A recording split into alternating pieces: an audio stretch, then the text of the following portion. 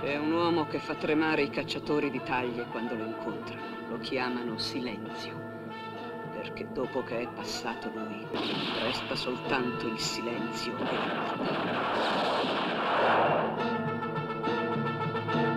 Chi è quel tipo spiritoso col cappello da prete e con la pelliccia rossa?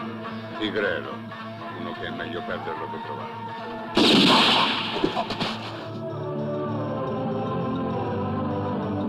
Si tratta di Tigrero. Ha ucciso mio marito. Ditemi quanto volete. Senti, Muto, speri che io estragga per primo, vero? Perché non ti lascerò fare il furbo più di me. È un nemico dei bounty killer. È un illuso che crede di rimettere a posto il mondo con la pistola. Ma è venuto per uccidere te.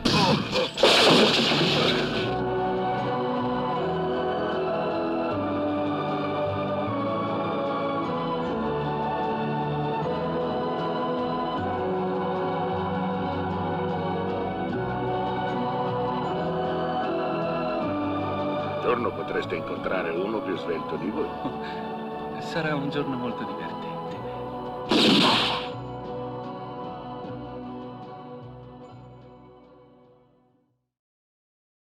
Good morning, everyone. Welcome to Saturday Matinee Film Discussion. Today we're talking about Sergio Corbucci's 1968 spaghetti western, The Great Silence. The chat is yours to use to talk to each other and to ask the panel your questions about this movie. The audience Q&A will begin in the last 15 to 20 minutes, so please don't wait too long to submit your questions. This talk is being recorded, but only the host and the panelists. And with that in mind, please keep your mic muted until the end so we can avoid interruption in the video. This talk will be available on YouTube in about 3 to 4 weeks, and the list of the titles that will be mentioned today will be sent out at the same time. Ping myself or Andrew with technical difficulties. And now, without any further preambles, please welcome our favorite film critic, Walter Chaw, and renowned film director, Aharon Keshales. Hey, good morning, everybody. I'm broadcasting from the Great West, as you can see. So apologies in advance for any dog barking or pigeon dropping. I'm really excited today to talk about one of my favorite subjects with one of my favorite people. The subject is the spaghetti western. As you might imagine, the spaghetti western are westerns that were made in Italy. And one of the really fascinating things for me about Italians during this period of time, the Italian cinema, a lot of it emanating out of this major city-sized studio called Cinecittà, was their level of innovation. They would take established Western genres, Western in terms of the United States, Hollywood genres like the gangster film or the spy thriller or the slasher movie in the 1970s or the Western, of course, the John Fords especially, and they would make their own version of it, their spaghetti version of it, if you will. Between 1960 and 1978, over 600 spaghetti westerns were made. They really cranked these guys out. And one of the ways that they got away with doing it so quickly was that they didn't record any sound usually on set. They would just have the actors from all over the world come, you know, people that were later in their careers. If you've seen Once Upon a Time in Hollywood, they would just find people that were sort of down and out or on at the ends of their careers. Joseph Cotton was in the next Corbucci movie after this, and you see from this still there's a fake poster for a washed up actor Rick Dalton, played by Leonardo DiCaprio, Once Upon a Time in Hollywood, in a Sergio Corbucci joint. Actually, around that time, it's called Navajo Joe. So that's sort of a take on that. But that's how they would do it. They do it really quickly, and they wouldn't record the sound so that it didn't matter if you spoke Italian. It didn't matter if everyone spoke English. They would just sort of speak their lines in their own language, or sometimes, often in Corbucci movies, he would instruct his actors just to count in their native languages. So, you know, when it was your turn to speak dialogue, whatever that dialogue was, you would just say 1, 2, 3, 4, 5, 6, 7, 8. And then later in post-production, they would dub it into the different languages that they hoped to sell the movie into. They dub it into French, German, Spanish, Italian, and English. These movies were most popular in Italy, France, and Germany. And indeed, that's where The Great Silence, the film that we're talking about today, had its greatest level of success. spaghetti westerns, when we talk about them, most people are only really familiar with one director named Sergio Leone, one of three Sergios working during this period of time in the spaghetti western. Leone Corbucci, our director today, and a guy named Sergio Solima, who did a film called The Big Gun Down. Sergio Leone is a genius. He is an all-time master of film. His movie A Fistful of Dollars is sort of a shot-by-shot remake of Yojimbo. He and his good buddy Corbucci actually saw Yojimbo together and decided that they both wanted to make a western, sort of based on that, based on the samurai film, which is interesting because one of the key influences of Kurosawa was John Ford. Anyway, they went out and Leone beat him to the punch. He made A Fistful of Dollars. It's really great. And when Kurosawa saw it, he sent him a cease and desist letter. He said, you ripped me off, Sergio Leone. And Leone took the letter and framed it and had it hanging in his office for his whole life. And whenever people would visit, he'd say, look at that. Kurosawa wrote me a letter. Can you believe? Anyway, Sergio Leone was a genius in his own right. He followed up A Fistful of Dollars with a few dollars more. He made a little movie called The Good, the Bad, and the Ugly, which is extraordinary, although I think A Few Dollars More maybe is the best of them. And my favorite, I'm not sure it's the best, but my favorite of his spaghetti westerns is Once Upon a Time in the West, which came out the same year as The Great Silence. I love Once Upon a Time in the West. Charles Bronson stars in it, playing a character called Harmonica. For that film, Leone actually asked Clint Eastwood to come back and play a cameo at the very beginning as a bounty hunter who gets gunned down by Harmonica. And Clint Eastwood by that time said, are you kidding? I'm way too big a star to get shot in the first 5 minutes. So he refused to do it. Anyway, there's gratitude for you. So Sergio Corbucci, what to say about him? He was really uneven. He began his career making gladiator films. A lot of these Italian guys did that. His first screen western, spaghetti western, was something called Grand Canyon Massacre in 1964. He followed it up with Minnesota Clay in 1965. I'm not sure either of those are so great. In 1966, he did Navajo Joe, where Burt Lancaster plays a Navajo who's avenging the murder of his tribe. Interesting film. Good violence in that one. Johnny Oro, really bad. And then he did Django. Django is extraordinary. Franco Nero. He wanted to make a snowy western. They said, there's no money for you to go shoot in snow. Are you kidding? Look at around here. Make a movie here. It's like, okay, no snow, but it's got to be mud. If you've seen Django, it's one of the dirtiest pictures ever made. Django, of course, was a huge influence on Quentin Tarantino, who made Django Unchained. When you're watching that movie, Franco Nero, the star of Django, does have a cameo in that during a really uncomfortable scene involving wrestling in a fireplace. But so yeah, he made Django. Django is amazing. Franco Nero is amazing. The whole series of Django films followed. He followed it up with Franco Nero with another movie called Mercenary. Then he made a movie called Compañeros. But it's, I think, in 1968, the year of this film, that he makes his masterwork, a truly, truly great and timely film, inspired, he said, at the time by the deaths of Che Guevara and of Malcolm X. As he was shooting the movie, Bobby Kennedy and Martin Luther King would be assassinated as well. The spirit of that age infects it. We'll be talking a lot more about that with Aaron. Really quickly, the star of the movie is Jean-Louis Trintignant, a great French film actor. Couldn't speak English, so it doesn't matter. Make him mute. And honestly, he could have just counted, but I think he wanted to make a mute character. He had talked about doing this western, with Marcello Mastroianni, the great Italian actor that we remember when we talked about 8½. And Mastroianni came up with that idea. He's like, you should make this guy mute.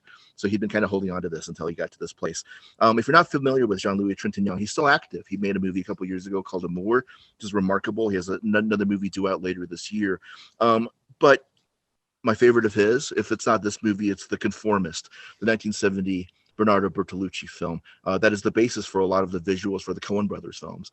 If you've not seen The Conformist, highly recommend you check it out. Z, of course, and God Created Woman. He did a movie called A Man and a Woman by Claude Lelouch, which was the top-grossing film in the United States from a French filmmaker for a while. Anyway, Jean-Louis Trintignant, someone to know. Finally, I'll talk about, very briefly, Klaus Kinski, one of the real monsters in movie history, a really, really terrible human being that I can't stop watching whenever he's on film. He's a fascinating energy whenever he's on there. One of my favorite films of all time is Aguirre, The Wrath of God. I don't know why we haven't had that yet, but we will do it one day. Maybe Aaron will come back and do it with us. One of the great stories about the making of that film was that Kinski repeatedly threatened to walk off that film and was a horror, actually split a guy's head open in a rage while he was filming one of his scenes. And the natives that were conscripted to act in the film came up to Herzog quietly and said, you know what, we'd like you, Werner Herzog. We can make Kinski disappear if you wanted. They offered to kill Kinski. It was one of many times that Herzog had the opportunity to kill Kinski and thought about it. Another great story, he threatened to walk off the set of Aguirre, The Wrath of God, and Herzog said, here's the rifle. I'm going to hold it on you while you're shooting this. I wish I could do a Kinski voice. There are 2 bullets in it. One is for you. It'll be in the back of your head before you reach the bend of the river. The other bullet is for me. Yes, they continue to make 5 other movies together. I know. Kinski is a really genuinely bad person, and he gives a really, really great performance in The Great Silence. And we can talk more about some of that if you want. What's interesting, there's all sorts of horrible stories from his life. An interesting story is that he was he wanted to get sent home early from his prisoner of war camp. He was conscripted into the Wehrmacht, and he was captured immediately. He says that he turned himself in. It's hard to know what's true or not with Kinski. And he was told that people who were mentally unstable, but destabilized by the war, were being sent home early. So he would stand outside every night without any clothes on, drinking urine and eating cigarettes to try to make himself. They didn't buy it. He served out his term. All right. So finally, I want to introduce my friend Aharon Keshales. He is an Israeli filmmaker. He directed the first Israeli horror movie ever called Rabbit in 2010. He followed it up with a really wonderful morality play, another horror film with a really, I don't want to, it's great. I don't want to spoil it. In 2013 called Big Bad Wolves. You should watch both of those if you haven't seen him, Rabbit and Big Bad Wolves. He has a new movie coming out called Till Death this year. What fascinates me about Aharon, and the moment that I truly fell in love with him, was when I learned first that he was a film critic. For a while he wrote for a major Israeli publication, and he started a blog called Piranha Karina, which I think is brilliant. It marries the sort of the low with the high. I think that's great. And he taught at university. He taught film. When we first talked, back around the time of Big Bad Wolves, can you believe it's been 8 years now since then? He mentioned that he loved the conversation. I also love the conversation. He mentioned that he loved Walter Murch and taught his book In the Blink of an Eye. And he also loves Return to Oz, the only film that Walter Murch directed. How could you not love Aharon Keshales? Help me welcome him today to talk about this very bleak film in the middle of a beautiful day. Hey, Aharon. Hello. Thank you so much for coming. Thank you for inviting me. I'm feeling so humble. I watch this project every chance I get, and you had some beautiful conversation. I just hope I could, do justice. But thank you so much for having me today. Well, let's start with The Great Silence. Why did you pick this very, very bleak film to talk about today? I'm a very bleak person. I think, like you said, before I became a film director, I was a film critic. And before I was a film critic, I was a lecturer at the university. And I was always fascinated with the underdogs and always fascinated by directors that didn't get what they deserved. Like that was my thing in life, like looking for those treasures. And you never find a treasure in a bank. You find money in a bank, right? To look for a treasure, you need to go and, to the desert or a snowy hill. And then, you might find a treasure because nobody else looks for it. So what I did during my years at the university, I established this club called, it was called in Hebrew Hamorotek, which is like donkey tech, which was meant for like really B movies or even good movies, but nobody ever watched them. So I started, going into that tunnel and like looking for things. And Israel, it's not like in the US. A lot of movies don't get released in the US, and a lot of movies don't get recognized because we're very mainstream oriented, like most countries. So it was very hard to find those obscurities and really smart movies or crazy stuff. Nobody talks about it, nobody writes about it. So it was, for me, it was like my voyage. I needed to find all those 70s, giallos or spaghetti western. Now, the Good, the Bad, and the Ugly was big in Israel, like a huge hit. But none of the other directors became great. Like the most popular films in Israel from the spaghetti era will be the Trinity and Bambino movies, or even their comedies. So I knew Corbucci first through those movies. Like I love Super Fuzz, the Terence Hill movie with him, seeing red, and he has like a superpowers, but when he sees red, he doesn't have powers. So that was my first, meeting with Corbucci. I didn't know him for years later when I become, when I tried to discover movies.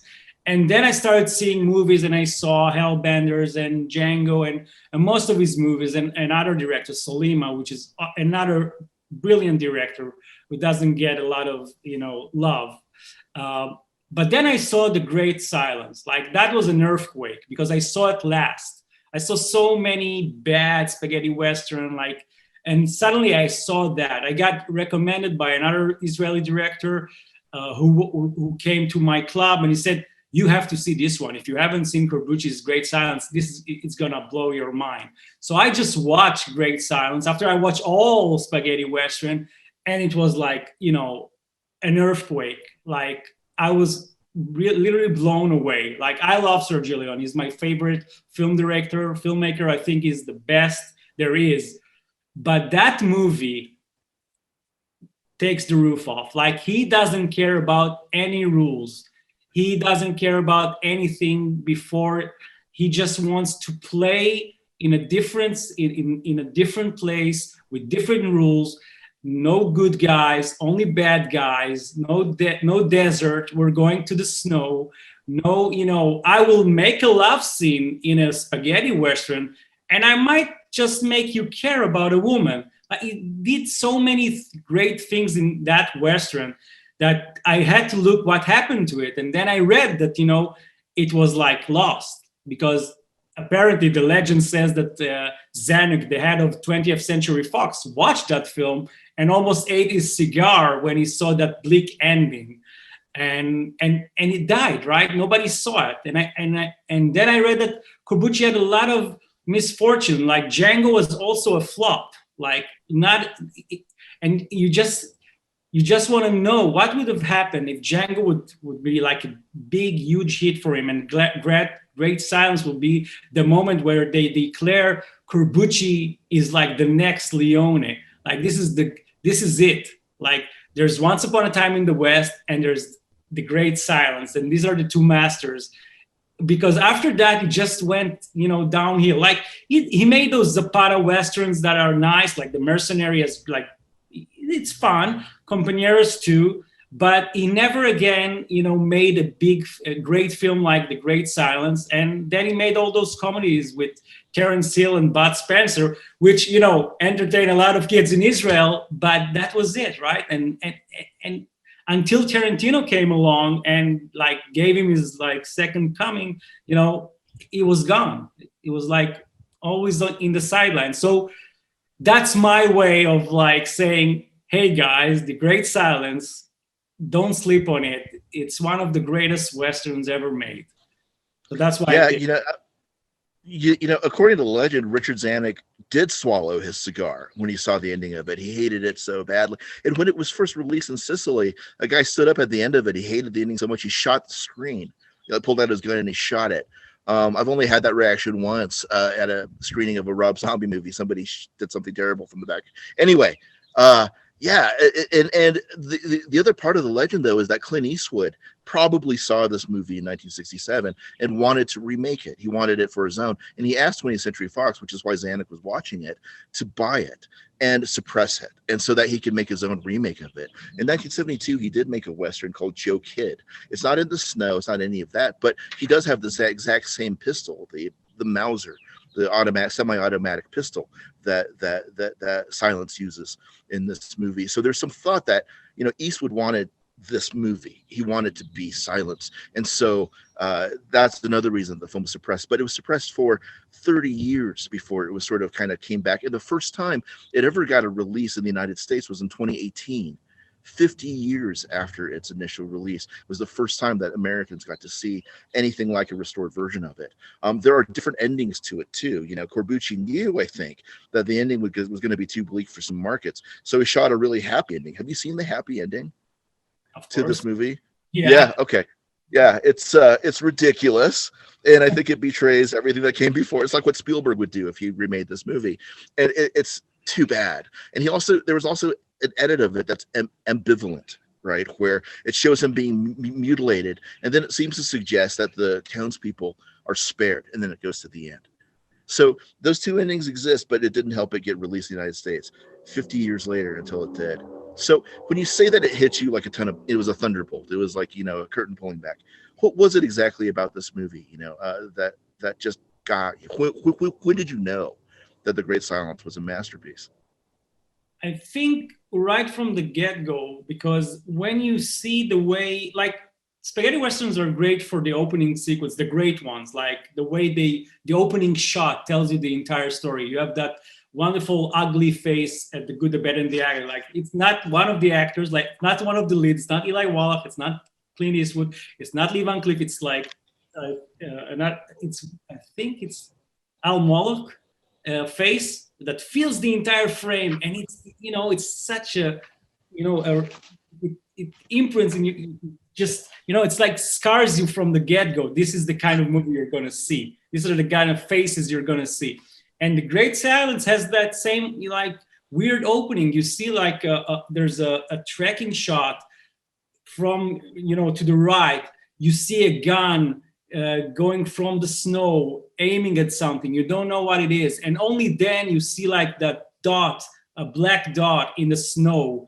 And that's where it gets you, that he's now he's going to play with you, right? Because a black guy coming in white snow, perhaps it's the villain. Then you see it's not the villain, it's the good guy, but he is like, he's killing people right from the get-go. And then when you see his morals, you're trying to understand, is Jean-Louis Trintignant, Silencio, the good guy in this? Because he has like two rules. I'm killing people only when they fire first, right? And I never draw first. I always, you know, it's like self-defense, so it's legal. And the other thing he does, he takes the thumbs of the people he doesn't kill. And this is your good guy, you know? This is the guy who you're supposed to root for. And then the music starts, right? We saw our hero, he kills like a bunch of people, 5 people in a row, and, you know, you're clapping. Okay, Jean-Louis Trintignant, that's great. And he's starting that, you know, the Ennio Morricone music, you know, the beautiful Ennio Morricone music goes with him. He's on a horse and he's riding in the blizzard. But unlike the Sergio Leone's westerns, unlike the westerns of Howard Hawks or John Ford, this is an ugly ride. Like, it's beautifully, you know, it's beautiful in the snow, but the cuts are very, you know, it's not nice, it's not comfortable. The tracking shots are, you know, iffy at best. And the end of that credit sequence with our hero, he falls from his horse. And that's when I knew, you know, we're talking about a brilliant filmmaker, because nobody throws the hero from the horse. I mean, Eastwood did it in 1992 in Unforgiven, when he was like, you know, doing the most, you know, smart, complex reading of the Western. But back in 68, to drop your hero from a horse, that has to mean something. So by the end, you know, when you see the entire Great Silence, you see that he's dead, right? He's getting killed by the bad guy. But Corbucci gives you hints of what's going to happen to everybody in the movie from the get-go, because losing a horse back in '68 or in the Western genre equals losing your hands, your drawing hand, or your fingers, or it's like castration in a Western. And he does it to the hero in the first 5 to 10 minutes. And then you get to see the other hero of the movie, the other moral guy, which is the sheriff. And he ends up the same way, right? He wants to come to Snow Hill. He wants to bring order, law and order, to a place that has a lot of bounty hunters and everybody kills everybody. And he goes through that mountain, and those bandits take his horse. Like they rob him, they take his horse, and they are eating the horse. So your two heroes in the movie loses their horses in the first 15 minutes, and they're walking to town, right? Those are the heroes. Like usually it's Eastwood on a horse until he gets to town. It's never like, give us your horse, we're going to eat your horse, you go now walk. And the only character that gets to ride a horse everywhere is Klaus Kinski's character. It's Figueroa, and he's the bad guy. So from the get-go, and it's very interesting that the best spaghetti Western has like a triptych, like a free person kind of narrative. So he builds it again, like there's like three people in this movie, good, bad, and ugly, or good, and bad in this movie. But only one of them is like a winner from the get-go. Why? Because he's the smartest, most conniving, more cynical of them all. The other two are like, some of them are naive, some of them are like, betray their own codes. But he, like Klaus Kinski from the get-go, Figueroa, the little tiger, knows exactly what to do.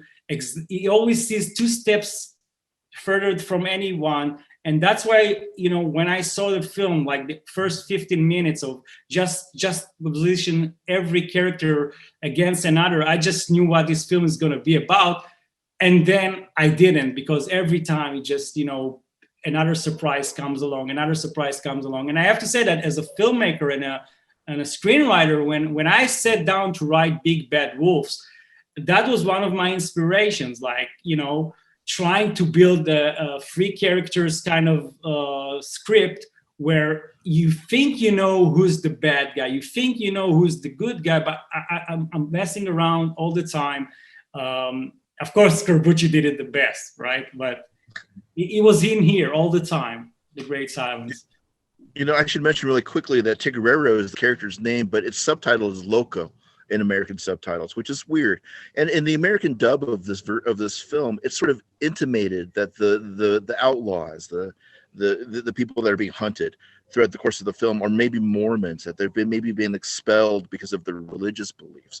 And that doesn't exist in the script. It doesn't exist anywhere else. They sort of think that the actor who did the American dub sort of went freelance there for a second. So there's some curiosities, but his name in the script is Figueroa, the little tiger. Talk to me a little bit about what he knows that the sheriff and Silence don't know about this world in The Great Silence, because I think it's a really beautifully drawn, if cynical, view of our modern world, of reality. What does Figueroa know? Why is he so powerful in this movie? It's very fast into the movie. You understand that everything revolves around money.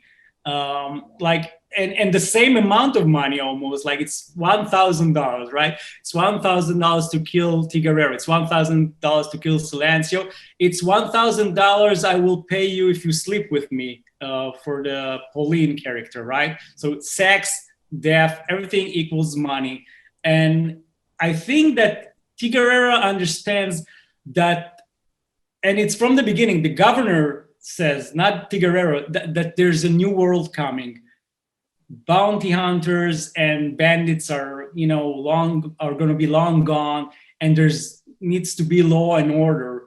But what kind of law and order, right? What kind of law? And I just saw it yesterday again, and I noticed that the movie ends with Figueroa saying, the last sentence in the movie is, we're going to do it according to law, right?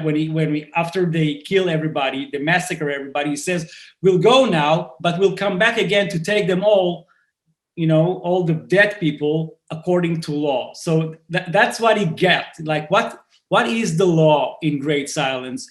It's not the law the governor means. It's not the sheriff law. It's not the one Tigrero or Silencio thinks about. There's another law which is very cynical, and it's like, do what you need to do to get paid. And I think, it's capitalism in its most destructive, unhinged way. It's taking things, and it's always like that in spaghetti western, right? Because even, A Few Dollars More, which you mentioned as your favorite Leone movie, it starts off with every person is just a sack of dollars, which is the truth in those movies. But all of these movies, Fistful of Dollars, A Few Dollars More, The Good, the Bad, and the Ugly, where cemeteries are, places that people aren't found, like you find like treasures. So everything is dollars. Everything is just, you can monetize everything. So if you do the right thing, and if you use your head in order to get rich, that will make you the most powerful person or entity. And if you take the guy who runs the town, who works with Silencio, Polycott, he's a banker, right? But he's also the chief of justice, right? He's everything. He's a trader. He's like, I'm everything. I'm everything. And he has like a deal with Klaus Kinski's character to take, percentage of every dead person that he makes. And what I love about Tigrero is that, there's the law that usually if you have morality, you will not want to fire first. You would rather fire second, right?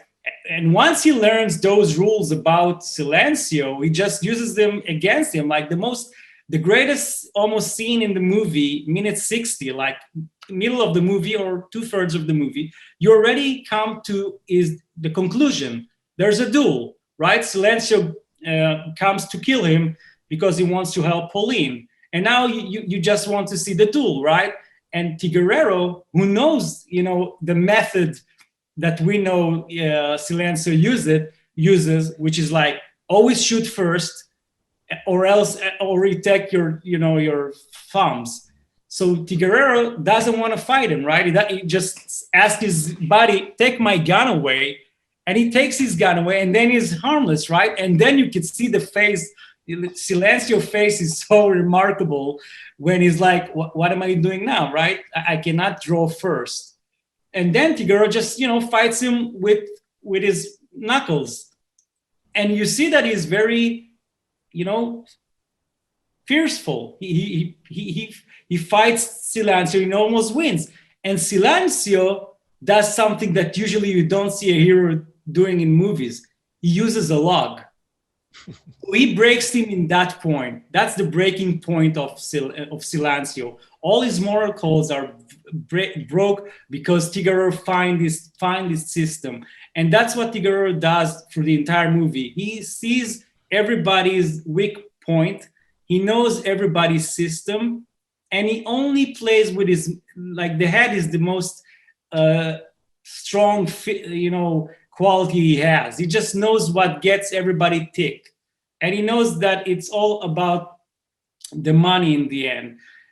And getting the money as fast and as you can. Like he's been asked by the sheriff, why do you kill everybody? It's wanted dead or alive. You could bring them alive. And he says, well, that's too complicated. Like, I don't want to complicate things. I'm going to kill them. Because who knows, like a guy who I won't kill might kill me.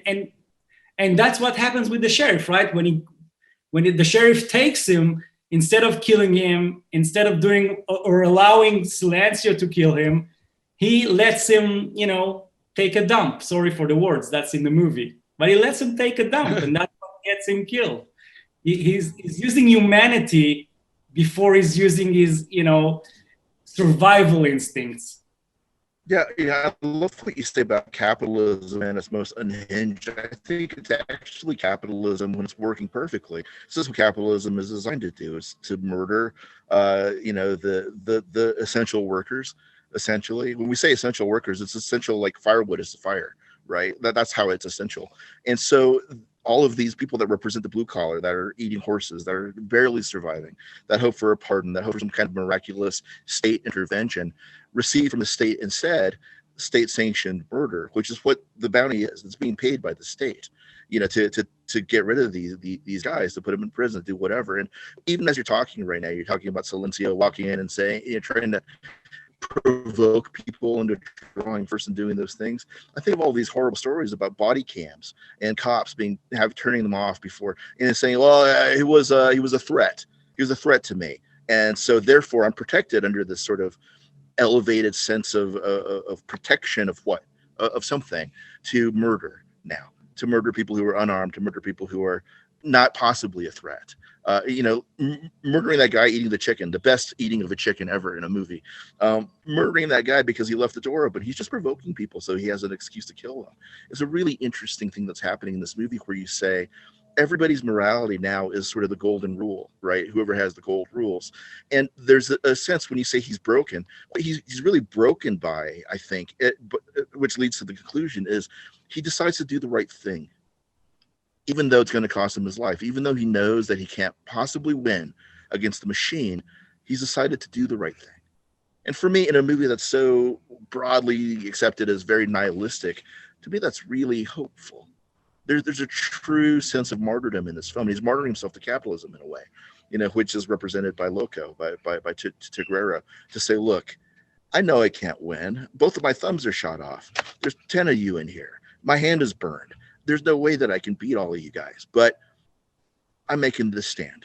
And I think when you say you're inspired by Che Guevara, you're inspired by Malcolm X, and then MLK, none of these guys, Fred Hampton, none of these guys thought probably that they would survive this. They did. You hope, but when you set off on this path, you have a good sense of what happens to people who fight the machine. At the end of it, Silencio fights the machine.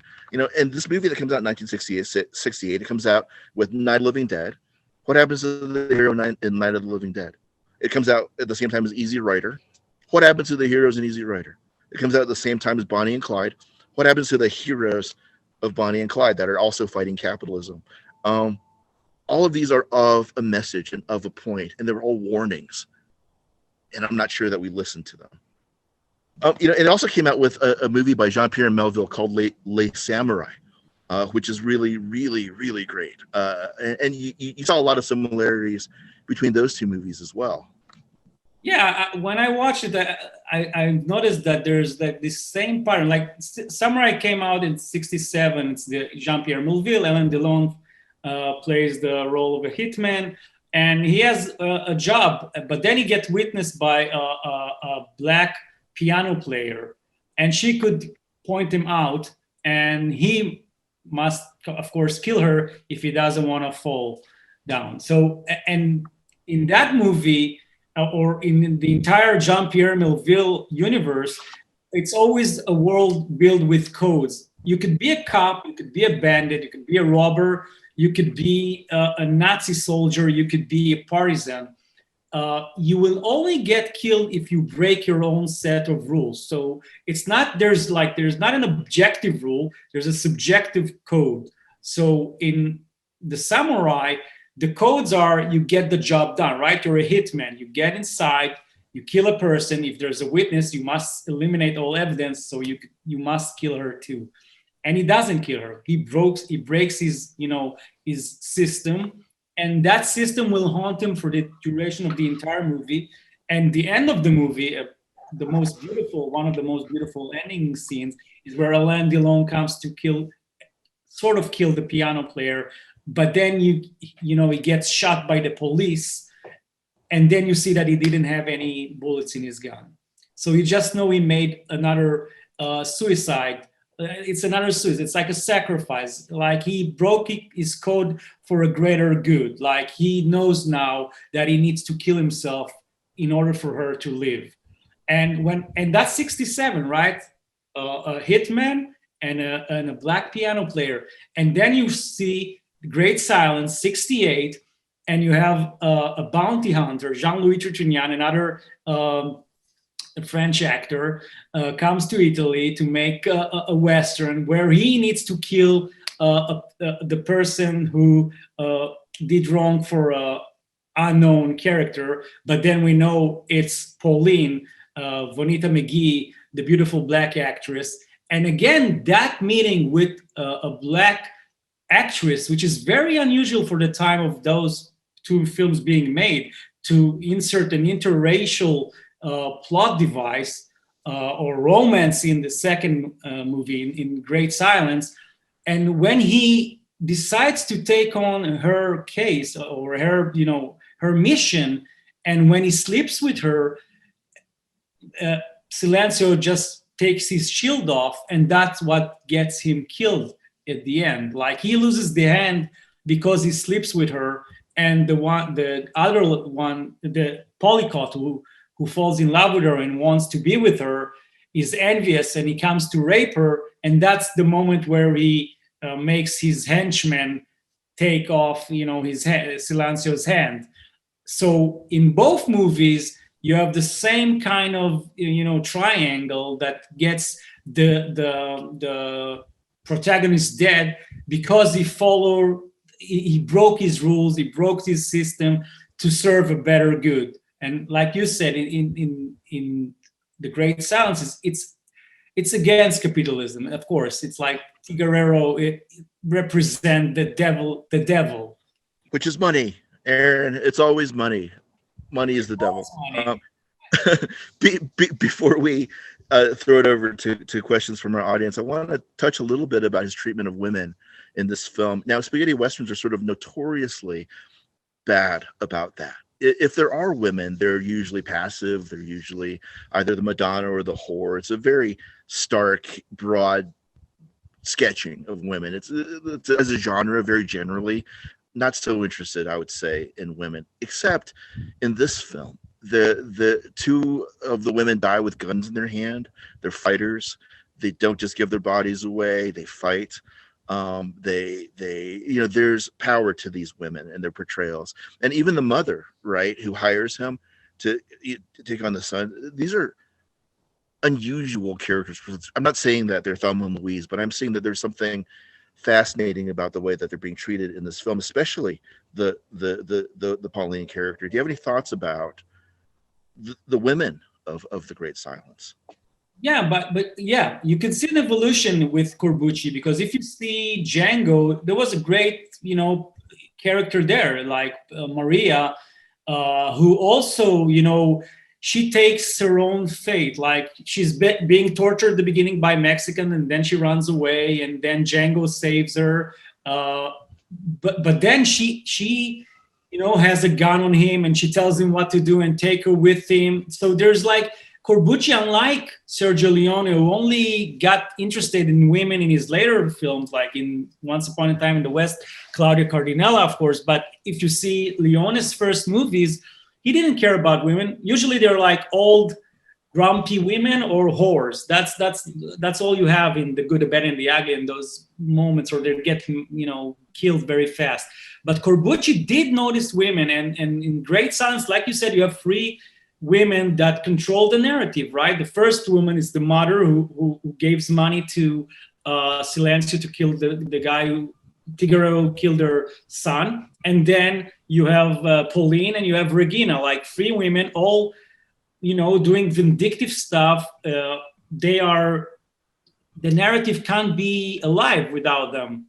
And then you have a love scene in the movie, and you need to see how he treats the character of Pauline, because she does get a little bit of the old school spaghetti western, kind of treatment, because she gets inside Polycott's office and he tries something with her. He tries to pay her up for being his woman, right? He tries to pay for sex. He tries to pay like $1,000 so she could, have her house. He doesn't want her to sell her house, but she could sell her body. And she says no.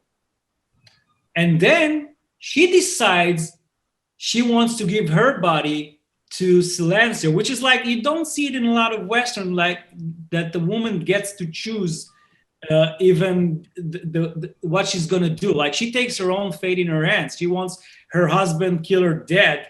She needs money, but she will decide how to use her body. She will not give it to every person, only for a person she is sexually maybe attracted to, think he's valuable to her in some way. And then again, they don't do it from the get-go. Now, when she comes back to him, it's not like she says, "You can take me," and he takes her, like in most Westerns.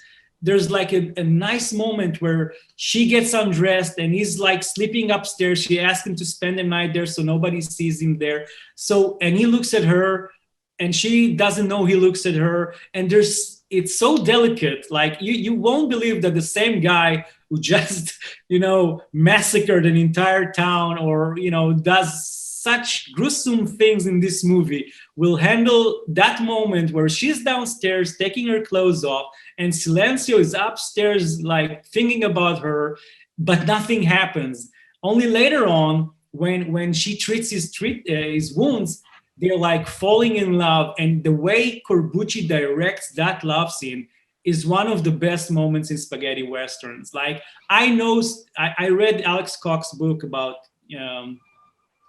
about spaghetti western, and he talks about that scene, how Corbucci was afraid of making a love scene because, as Buñuel talked about love scene, it's the most horrendous thing or boring or banal thing to have in a movie. So he was like very careful about directing that love scene between Bonita and Jean-Louis Trintignant. And it's so delicate. And I think we remember, the Ennio Morricone music and theme from this movie is amazing.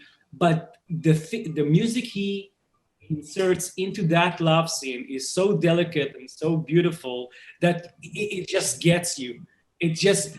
From that moment on, you just want them to be together, although they won't be together. And the music plays it as if they are not going to be together forever. It's just going to be a fleeting moment and a beautiful moment in a very dark Western, and that's it. And even after that, you see that Bonita, the female, is smart. She's just smart. She knows what's going to happen. She tells him not to go. She tells him he's bluffing you.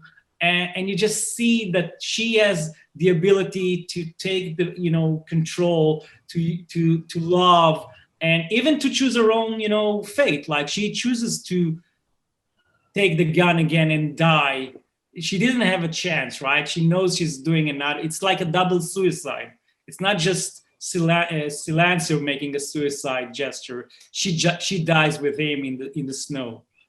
So yeah, for me, watching the Great Silence, and watching her as a character, it's remarkable for that age. And I think you could see it in later Corbucci films, in The Mercenary and in Compañeros. The women are strong. The women are like taking care of the men.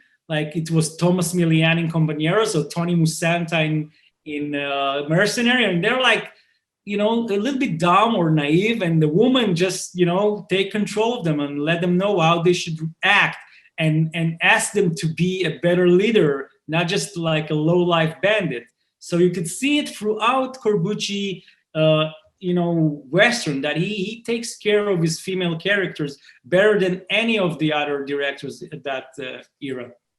Yeah, he had a really good relationship with his wife. She was on set for this one a lot, cooking for everybody. It was, a family thing. I can't imagine having Kinski over for dinner, but, so it was. And there's, there's a real tenderness to that seduction scene that I felt was really not exploitative. It was beautiful. It was sexy to me and romantic, when she keeps coming in close and he's watching her and she's looking at his wound. There's something very beautiful about that. And you mentioned Morricone's score. Of course, he did something like 800 scores in his lifetime. But during this period, when he's working with Leone, is really when he's, hitting his peak. I think The Good and the Bad, the Ugly, of course, and all of those with the sounds and the chants and all that stuff. Amazing stuff. For this, really kind of different. There's a little bit of the Jolly scores that he did in the beginning when you see the writers, and the later when Loco, Tigrero is writing back and forth. There's a little bit of the perverse strings, But in that scene that you mentioned, my God, it is really delicate and gorgeous. It's like his work on the Mission, or movies later that are more openly romantic. You see it here in a spaghetti western, and testament to how well I think Morricone did understand the work that he was working on. That's why he's Morricone, I guess. All right, questions. We have time for a few, a couple. Rick had an interesting comment, and if you guys don't have much to say about it, we'll move on to a different question. But I just wanted to read it out to you. That Tiguero's rifle buried in the snow worked fine, but the sheriff's gun didn't work because it was cold. Right. That's true. There's I think there's stuff in there that you could probably unpack a little bit for that. And if you wanted to read into, coldness of cash, I don't know. There's a way that you can read out of that text. I think it was probably just an inconsistency. And it was to show, which I appreciate, his photographic memory of where he's buried all of his stuff. One of our favorite movies, Aaron, I know you've talked about this a lot in interviews and stuff, is Fargo. And what I love about that movie is how stupid those guys are. And you'll never find that money again. You put like a little twig next to it against miles of road. What kind of idiot are you? But not Tigrero. Tigrero is like a banker. And they're like riding through this flat countryside in the middle of winter. There's no distinguishing marks. And he like puts his nose up in the air and he says, "Stop, hold on. Yeah. And he gets out and he digs up a corpse. Like, that's $500 right there. I remember where all of this stuff is. So I love that they pay that off later with him finding the corpse in the snow. And maybe he warmed it with his urine or something. We're getting gross. I don't know. But yeah, I think that's maybe not there. I would say this though about stuff like that is like in a great film like this, it doesn't knock me out. In a bad film, it would. I'd be just like, come on with this stuff. In movies like this, where continuity errors, things like that, I'm not so concerned about it. Things that they did in this movie, though, to sort of obscure where they were shooting, and half of it was shot on location in the Dolomites, and the other half was shot on a stage in Cinecittà. They built the town, and they used shaving cream for the snow. But they they really misted it. They put fog all around so they couldn't see that there were no mountains or no snow anywhere else but right where they were shooting. They put it out of focus. They did a lot of the stuff to sort of disguise continuity, so they did care. But my best example when we talk about continuity stuff is North by Northwest, which is another movie that's about capitalism and about the evils of capitalism and how everybody has a price in that movie, including his mother, who he tries to buy for $50. But in North by Northwest, I always ask, I say, is the best way to kill somebody in a cornfield a crop duster? Just asking that question. It really isn't, but it shouldn't matter as you're watching the movie. And, it may kick some people out, but for me, that one didn't really knock me out of it. Aaron, do you have any thoughts about continuity and the rifle? No, I like, he warms the gun. When he gets the gun, you see it has fur. So Silencio was good about it, I think. But continuity any Western is like looking, it's too easy, right? Unless it's like I think Sergio Leone, which was very aficionated. He loves to do research about every gun and know everything and every dot and every detail. So he was like the best of them. But most of these directors, filmmakers, I think Corbucci, he's known for being a little bit dodgy. He's known for being a little bit. He's not gonna win a contest with David Fincher. He knows that, right? He doesn't care about this stuff as much as everybody. That's why I like Great Silence, because his message in this film, his tone, is more important than anything in this movie. It's more important than the characters even. When you think about the last act of the hero at the end of the movie, it is if Corbucci is punishing us. And I read that in one interview, that's what he wanted to do. He was just like saying, like, look, people, look all around you. It's shit out there. The world is shitty. I'm sorry for my French again. The world is lousy. It's a horrible world. So you do not deserve a movie that will give you a better world. That's what he said about the great silence. And I think that was the most important thing for him to do. He wanted to make the bleakest, darkest, most atrocious Western ever. So when you get out of the theater, you would like to change the world, right? Because the movie is not going to change it for you. So if you want to see more movies like the Westerns in the 50s in the US, build a better world. That's why I don't think he cared about those little things. Even if you see the camera work in his movies, like there are better movies like The Mercenary, where he's shooting them with great compositions and he cares about every movement and the zoom is very precise. But if you see Great Silence, it's not it's beautiful in its ugliness. And I think that's what he tried to achieve. All those compositions that you see through windows with snows hitting them, all those dirty zooms, all those obscure moments where you can almost see the character, but you can't really see it. So I think that's what he was aiming for. So if he, at some times, and I know they like to do it in most spaghetti Western, fucks up the continuity in order to make a great joke or a great moment for cinema, he will go for that. He will always go for the joke. He will always go for the better moment in the movie, even if he, logically just sacrifice something. But, I give him points for that. I love that you mentioned the way that it's shot. All the shots through glass, all those warped looking shots, the dirty yellow shots. You know what it reminds me of in look is McCabe and Mrs. Miller, the great Altman film that comes out a couple of years after this, 3 or 4 years after this. And both of those films, McCabe and Mrs. Miller and The Great Silence, are about transactional relationships, about starting a business, about being bought out by gangsters, the gangsterism of the United States, how we're founded on these things. And how we adore outlaws and we adore robber barons, and it's all the acquisition of wealth and possessions. McCabe and Mrs. Miller also has one of the great bleak Western endings of all time. It's very similar to this. He's, McCabe in that movie is even wearing the same giant fur coat as Loco, as Tigrero in this movie.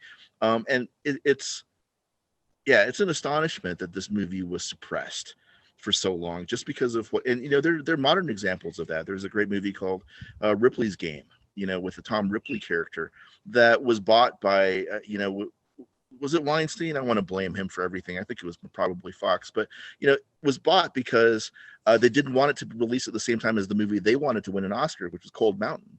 Terrible Cold Mountain. So they bought it and they suppressed it, and it never got a U.S. release. You can find it only on DVD or Region B Blu-ray. Ripley's Game is amazing. It's John Malkovich playing Tom Ripley. But all this stuff, all of these finagling, the great irony of The Great Silence for me is this really critical piece about capitalism was almost destroyed by capitalism. Okay, but anyway, I want to say this as we're winding down, is that when you talk about making a better world and everything, what you don't know about Aaron is that I don't love him just because he loves the conversation. That's a good place to start a relationship. I love him because in the course of the last 8 years or so, as we've continued to talk and everything, it's become very clear to me that he does what he believes. He believes what he says and he does what he believes. And I can't tell you how rare quality that is in the world. And when you find that, you hold on to that really tightly. He's not just talking about making a better world. This is a man who is doing it. So when his movie comes out, Till Death, go support it. Go rent it and buy it. You're putting your money in the right place. This is a guy who deserves to make a lot more movies. And after you've seen Rabbit and Big Bad Wolves, you'll wonder why he hasn't directed more movies. And a lot of it is because he doesn't compromise what his morals are. He is silencio, and there aren't a lot of those guys. So, Aaron, I'm really proud that you're here today. Really proud to have this conversation with you about The Great Silence. We're going to play out today with a song I love it that I adore called The Road to Ensenada, which I think captures a little bit of the sadness. Okay. Hope to see you again next week. Aaron, thank you so much. Thank you.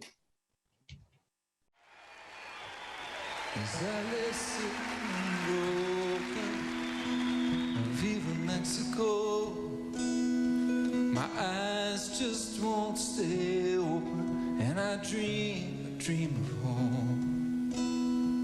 I dream a dream of home, where there's coffee on the table and kindness in your hands. Honey, I'll help you when I'm able, but right now I'm feeling bad. Right now I'm feeling bad. Well, listen to your heart that beats and follow it with both your feet. And as you walk and as you breathe, you ain't no friend to me. You ain't no friend to me. The road to Ensenada is plenty wide and fast. If you head south from Tijuana, then I'll see you at last. And I'll see you at last. But my eyes, they open slowly and look around the room. The old man, he seems worried, and there ain't no sign of you. There ain't no sign of you. Well, listen to your heart that beats and follow it with both your feet. And as you walk and as you breathe, you ain't no friend to me. You ain't no friend to me. Now you can offer to the righteous all the good that you've won, but down here among the unclean, all your good just comes undone. Your good just comes undone.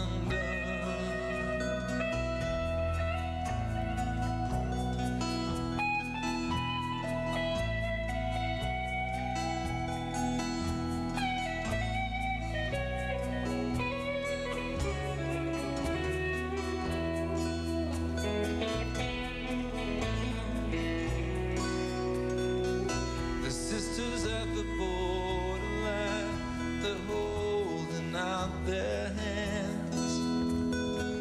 They're begging me for something, Lord, oh, but I don't understand.